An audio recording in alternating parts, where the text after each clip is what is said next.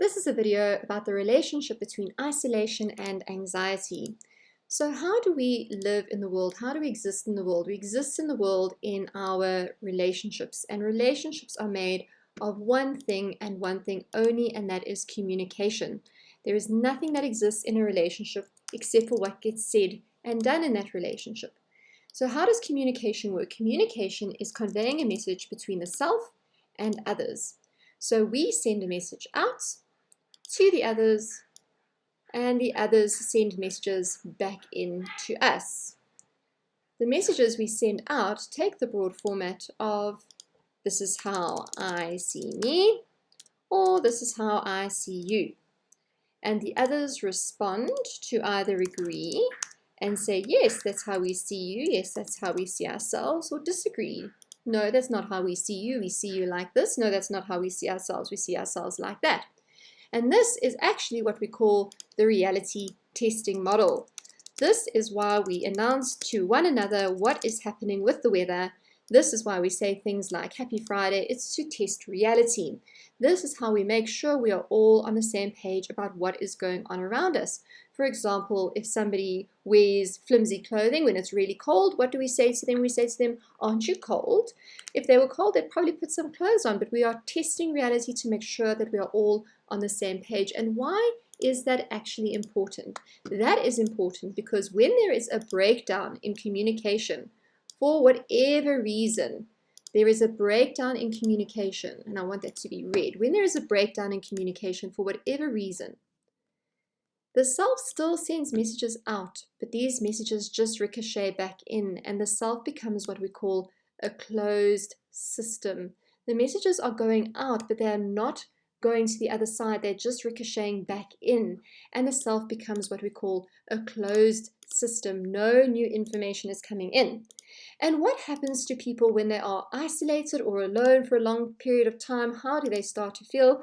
That's right, the first thing is that they start to feel quite lonely, isolated. And if these people are feeling lonely or isolated, do you think that this information that's coming in becomes more accurate or less accurate? Do you think these observations become more accurate or less accurate?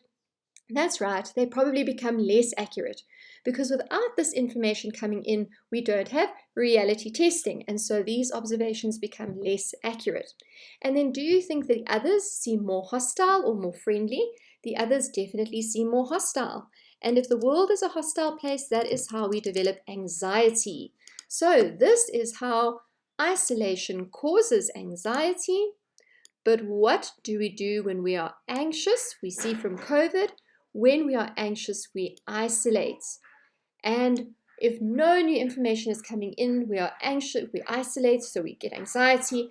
We are anxious, and so we isolate. So less and less information comes in. And what happens if we don't eat, we don't drink, and we don't breathe? Yes, that is quite correct. We die, and emotional death we call depression. Now, if this continues more and more and more, the anxiety then turns into something else. The anxiety turns into paranoia. Okay, and this is not paranoia about aliens hiding under your bed. This is paranoia about things are never going to come right for me. Nobody likes me. I have no relationships. Paranoia. And then eventually, if this process isn't resolved, and this continues, and the isolation and anxiety continue to feed off of one another, this can lead to the final stage, which is a breakdown. And this breakdown looks different for everybody. But this is where we have things like psychosis, depression, serious depression, major depression, maybe even cutting or substance abuse, and this is what we call an emotional breakdown.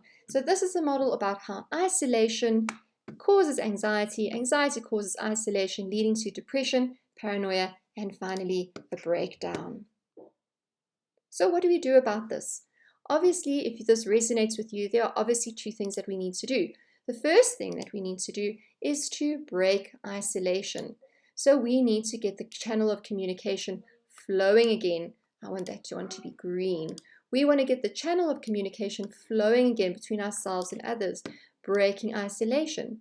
But sometimes in order to do that, we first need to get the anxiety a bit lower, and that can be with our brain-based therapies, that can be with the help sometimes of medication if your doctor recommends it, but we need to manage both the anxiety and the isolation. And what makes for non-isolated communication? It doesn't necessarily mean that this person who's isolated is not having any communication. It is a breakdown of communication. So what does quality non-isolated communication include? It includes our three important qualities, interactional qualities of high levels of quality of emotional closeness, which is empathy, congruence, and unconditional positive regard. And these three we will talk about in another video.